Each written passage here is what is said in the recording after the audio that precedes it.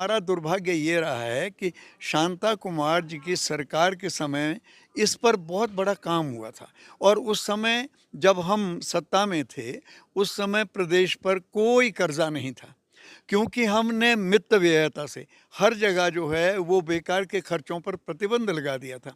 गाड़ियाँ कम कर दी थी, गाड़ियाँ पूल से मिलती थी और जो भी मंत्री वगैरह जाते थे उन पर ही दुरुपयोग के लिए अंकुश था। ये मंत्री चाहे हम कितने ही कमज़ोर परिवार से आए हो, चाहे हमारे अपने साधन कितने ही छोटे रहे हो, लेकिन सबसे पहले नई गाड़ी की सोच होती है। मैंने अपने समय में जब मैं मंत्री था, मुझे कहा गया कि आपको हम नई गाड़ी देते हैं। मैंने कहा कि ये तो बिल्कुल नहीं है, मुझे तो कहीं खरोंच की कुछ भी नहीं दिखाई दे रही है इसमें।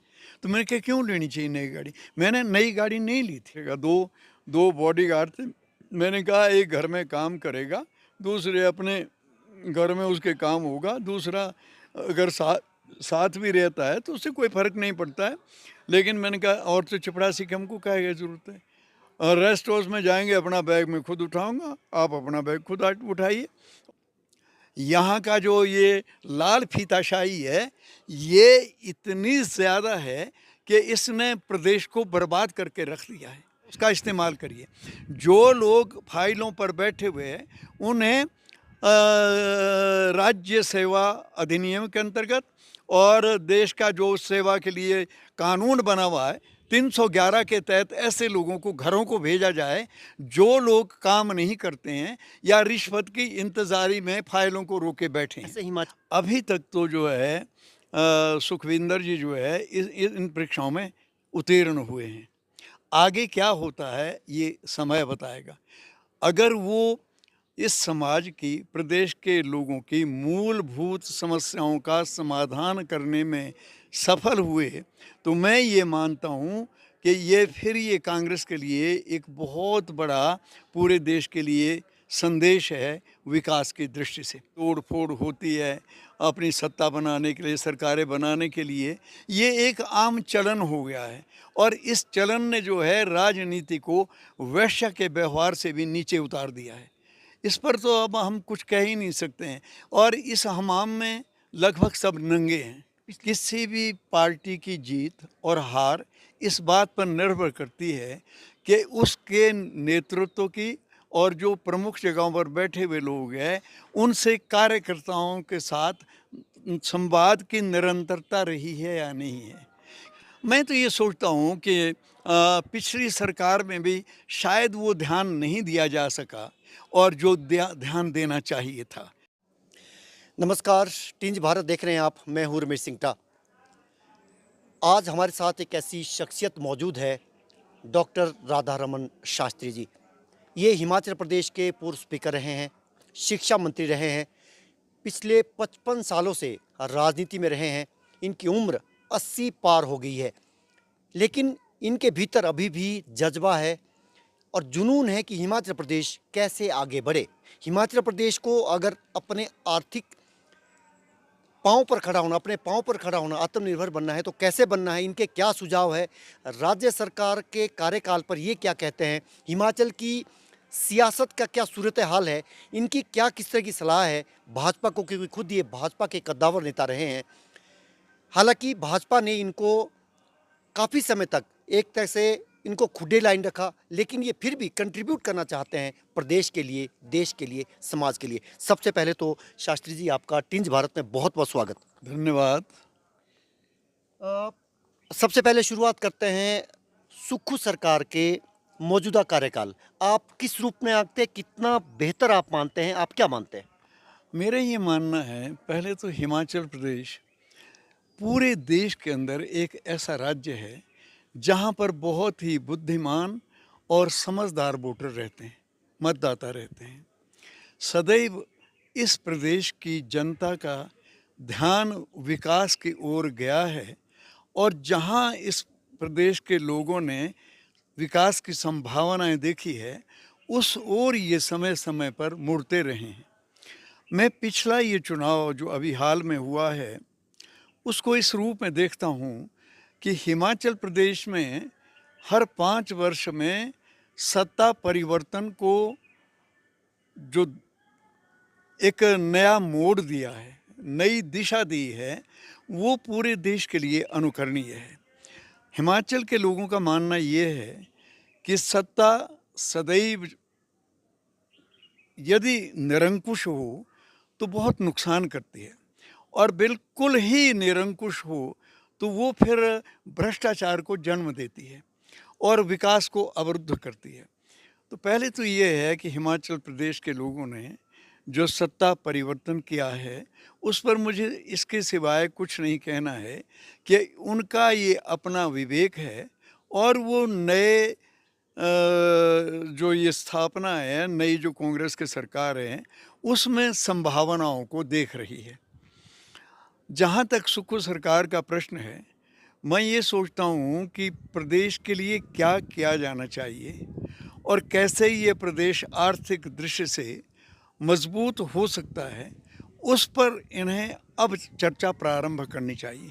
क्योंकि ये 2-4 महीने का जो समय हो गया है, अब ये अपने आप को ठीक ढंग के राजनीतिक दृष्टि से स्थापित करने के बाद अब सरकार को चलाने का, ठीक से चलाने का समय आ गया लेकिन है। सरकार लगातार ये कह रही है और खुद मुख्यमंत्री ये कहते हैं कि आर्थिक खजाना खाली है हिमाचल प्रदेश का, आर्थिक तंगहाली है, बदहाली है। तो इसके लिए आप किसको जिम्मेवार मानते हैं? मेरा ये मानना है, देखिए बात ये है, सबसे पहले हमको ये समझना चाहिए जो भी प्रदेश में सत्ता के शीर्ष पर आते हैं, जितने भी हमारे ये हिमालयी क्षेत्र हैं, हम अरुणाचल प्रदेश से, नॉर्थ ईस्ट से शुरू करें, अरुणाचल है, म्यांमार के साथ अरुणाचल लगता है, अरुणाचल से हम शुरू करें, और सारे जितने भी नॉर्थ ईस्ट के प्रदेश है उसमें आसाम भी आप शामिल कर सकते हैं, और मेघालय भी, मणिपुर भी, त्रिपुरा भी कर सकते हैं। आप इधर कश्मीर आ सकते हैं, फिर आप उत्तराखंड जाइए और हिमाचल प्रदेश जाए।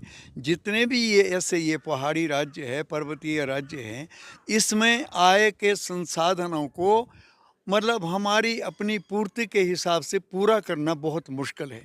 हम इतने संसाधन किसी भी प्रदेश में कभी भी जुटा नहीं सके हैं, और इसको जुटाने के लिए बहुत मतलब मेहनत करनी पड़ती है। इसीलिए इस दृश्य को ध्यान में रख करके भारत सरकार ने जो मतलब ये 2 प्रकार के खर्चे होते हैं, तो जो पहला ये खर्चा है जिसमें आप तनख्वाहें देते हैं, ये सब कुछ देते हैं, उसका सारे का सारा 90% जो है इन सब राज्यों को भारत सरकार दे रही है। हिमाचल प्रदेश के पास सिर्फ 10% आय जुटाने का काम है। लेकिन हमारा दुर्भाग्य ये रहा है कि शांता कुमार जी की सरकार के समय इस पर बहुत बड़ा काम हुआ था, और उस समय जब हम सत्ता में थे उस समय प्रदेश पर कोई कर्जा नहीं था, क्योंकि हमने मित व्ययता से हर जगह जो है वो बेकार के खर्चों पर प्रतिबंध लगा दिया था।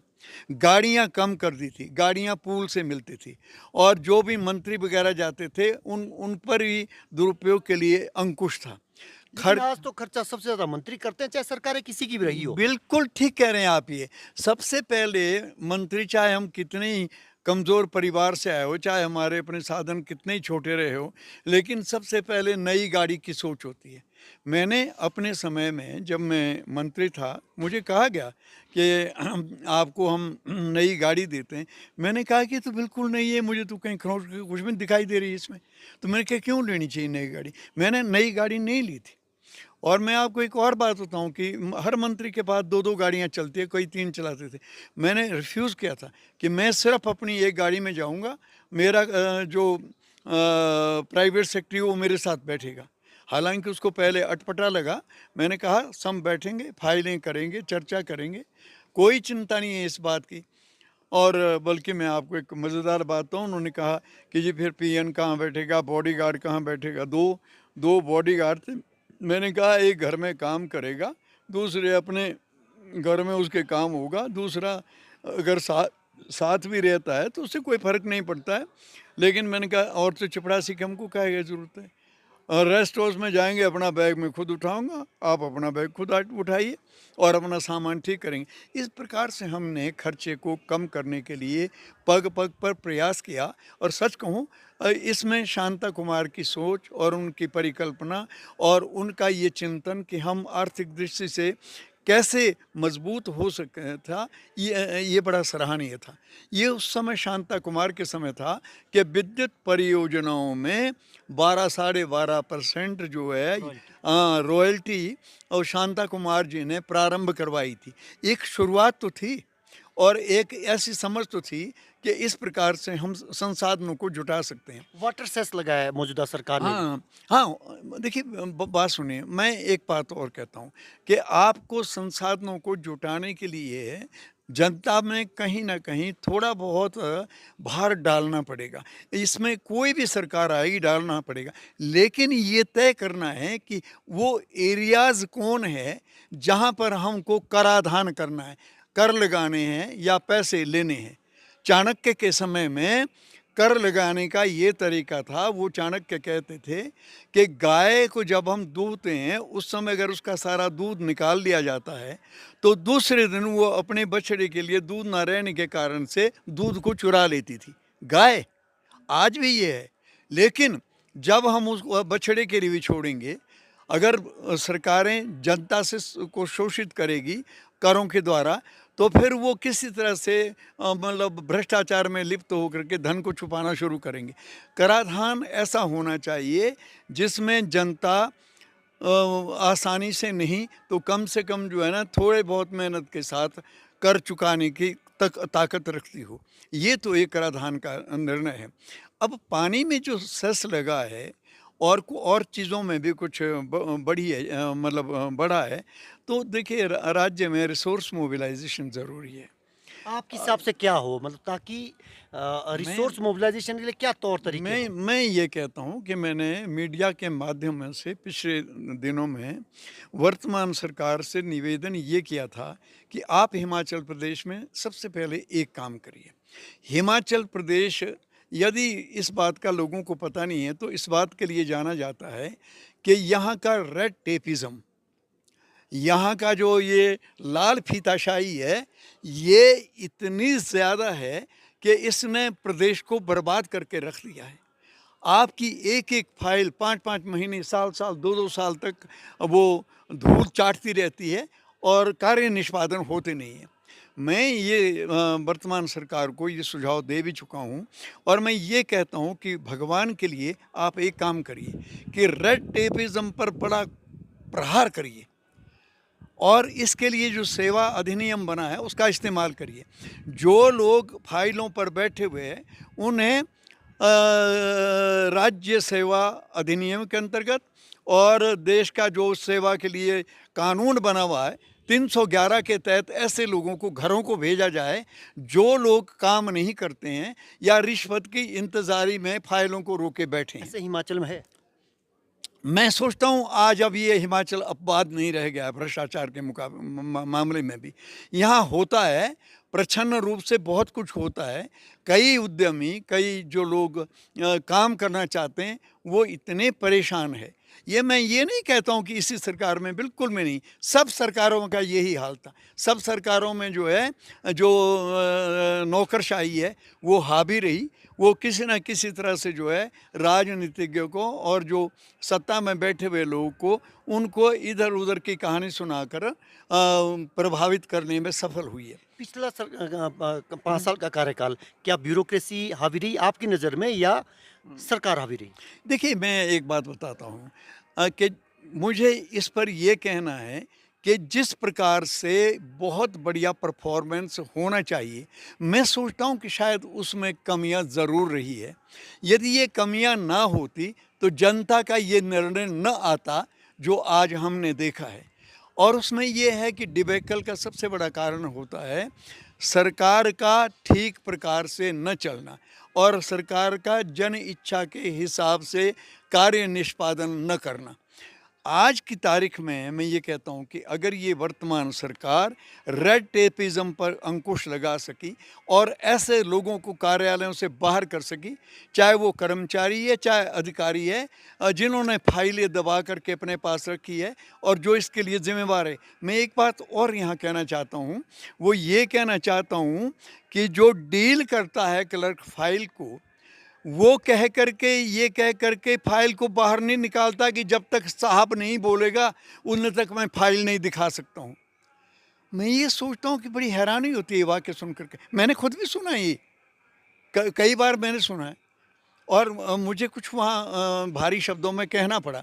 तो मैं ये सोचता हूँ कि डीलिंग हैंड को सबसे पहले ज़िम्मेदार बनाएँ कि अगर उसके पास परसों फाइल आई थी, उसने संबंधित अधिकारी को वो फाइल क्यों नहीं पहुँचाई? जवाबदेही हो। हाँ, जवाबदेही जो है ना वो हर स्तर पर, I am talking of every step, top to bottom, top to bottom, bottom to top, bottom to top. Bottom to top ये होनी चाहिए।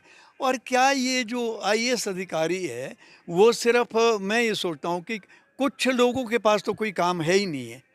कार्य का आवंटन ऐसा होना चाहिए कि जिसमें सब लोग व्यस्त रहे। टेबल वर्क असेसमेंट प्रारंभ होना चाहिए, किस टेबल पर कितना काम है। जहाँ काम नहीं है वहाँ से कर्मचारी अधिकारी को शिफ्ट करिए, उसे दूसरे काम में लगाइए। ये अगर ये सरकार ये करने में सफल हो गई, मैं सोचता हूँ कि भाई ये बहुत बड़ा देश के लिए काम होगा, प्रदेश के लिए काम होगा। प्रदेश का सबसे जो मतलब ये रेड टेपिज़म और ये लाल फीताशाही है, ये देश के लिए, ये प्रदेश के लिए कलंक भी है और मुसीबत भी है। क्योंकि जो व्यक्ति कार्यालयों में आते हैं, कार्यालयों में आकर के जब उनको इनसे सबसे जूझना पड़ता है, कई दिन उनके बर्बाद होते हैं। मैं सोचता हूँ प्रदेश में काम करवाने के लिए सरकारों के पास आने वाले, दफ्तरों में जाने वाले लोगों के जो श्रम दिवस है, उसका नुकसान कई 100 करोड़ों में जाता है। अगर हज़ारों करोड़ों में भी कहे तो कोई अतिशयोक्ति नहीं होगी। पहला चीज़ उनको ये करना चाहिए। दूसरी चीज़, हमको कृषि और बागवानी आधारित उद्योगों पर केंद्रित करना चाहिए स्वयं को। आज आपकी जो ये कृषि ये जो है बागवानी से संबंधित जितने भी मतलब जितने भी हमारे फल है, उसकी कीमतें कितनी देखिए, मार्केट में उसका कितना बड़ा भाव है।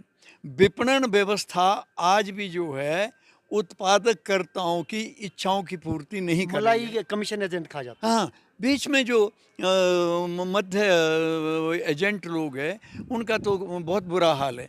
हम अपने देश में, पूरे देश में, कृषि को कहो आप, चाहे बागवानी को कहो, उनके उत्पादों की विपणन व्यवस्था बहुत ठीक बिल्कुल भी नहीं है।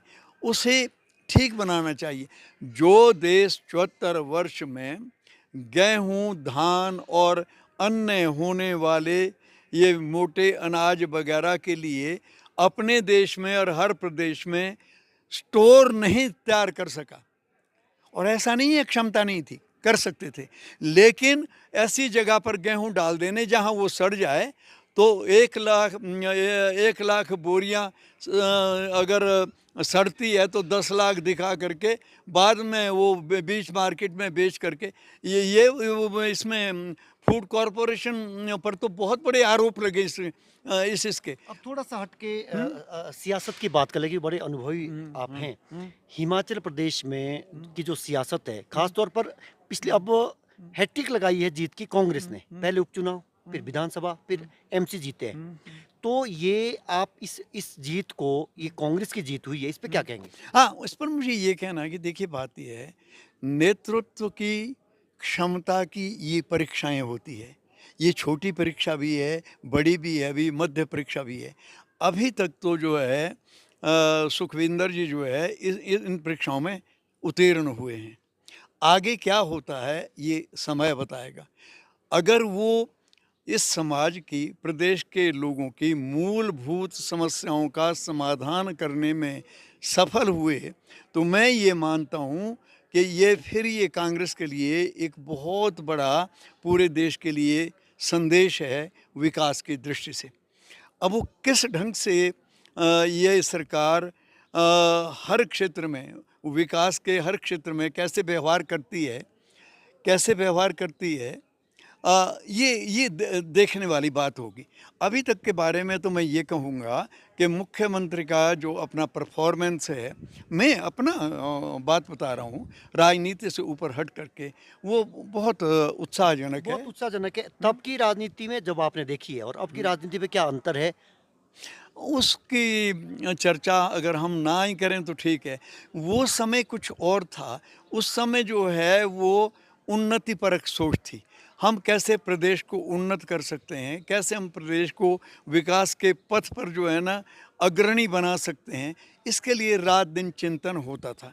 लेकिन आज जो है वो बदले हुए माहौल में जो है अर्थ की भूख के कारण से बहुत सी सारी राजनीति में समस्याएं आ रही है और उसी के कारण से ये जो राजनीति में तोड़ फोड़ होती है अपनी सत्ता बनाने के लिए, सरकारें बनाने के लिए, ये एक आम चलन हो गया है। और इस चलन ने जो है राजनीति को वैश्य के व्यवहार से भी नीचे उतार दिया है।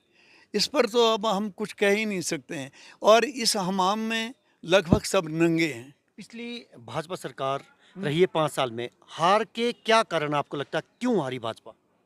देखिए बात ये है, किसी भी पार्टी की जीत और हार इस बात पर निर्भर करती है कि उसके नेतृत्व की और जो प्रमुख जगहों पर बैठे हुए लोग हैं उनसे कार्यकर्ताओं के साथ संवाद की निरंतरता रही है या नहीं है। क्या हम उनकी समस्याओं का समाधान भी कर सके हैं या नहीं कर सके हैं, ये इस बात पर बहुत निर्भर रहता है। आप अगर कर्नाटक में जाएंगे तो कर्नाटक में कांग्रेस की मेहनत की जीत की कहानी ज़रूर लिखी जाएगी, लेकिन उसमें ये भी लिखा जाएगा कि बीजेपी के बहुत सारे कार्यकर्ता जो है वो बीजेपी के शीर्ष नेतृत्व से इतने खुश नहीं थे। और प्रदेश में भी क्या, प्रदेश की अगर बात करें तो कार्यकर्ताओं की क्या अनदेखी हुई? मैं तो ये सोचता हूँ कि पिछली सरकार में भी शायद वो ध्यान नहीं दिया जा सका और जो ध्यान देना चाहिए था। ये बात ठीक है कि संपर्क रहा होगा और बातें भी रही होगी। मैं तो खैर 30 वर्षों से काफ़ी दूर हूँ और बाहर से सब कुछ देखता हूँ। जिस दिन वोट का टाइम आता है उस दिन भाजपा को वोट डाल देता हूँ, बाकी इससे बड़ी भूमिका कोई नहीं है। लेकिन हम अपने परिवेश को, चारों तरफ के वातावरण को, प्रदेश को ये देखते रहते हैं कि वो किस डगर पर जा रहा है और वो क्या सोच रहा है। मैं ये सोचता हूँ कि भाजपा के अंदर अपने आप में भी काफ़ी नाराज़गी तो रही है, क्योंकि टिकटों के आवंटन में जिस प्रकार का बिना संवाद किए जो है निर्णय हुआ है, कुछ ऐसे लोग जो जीत सकते थे उनके स्थान को बदल दिया गया है। उसके कारण से मेरा ख्याल है शायद हिमाचल में भाजपा को नुकसान तो हुआ है। अभी संगठन में बदलाव हुए हैं, हाँ, आप इसको किस दृष्टि से देखते हैं? मैं ये सोचता हूँ, किसी ने कहा है कि बदलाव जो है एक अच्छी बात होती है और बदलाव क्या होता है, जो बदलाव आता रहता है, ये बदलाव पहले होता तो ज़्यादा बेहतर होता। अगर ये बदलाव काफ़ी पहले होता लेकिन ये फिर ऊपर लेवल तक होता, अगर विचार किया जाता तो हो सकता है शायद परिस्थितियाँ और होती।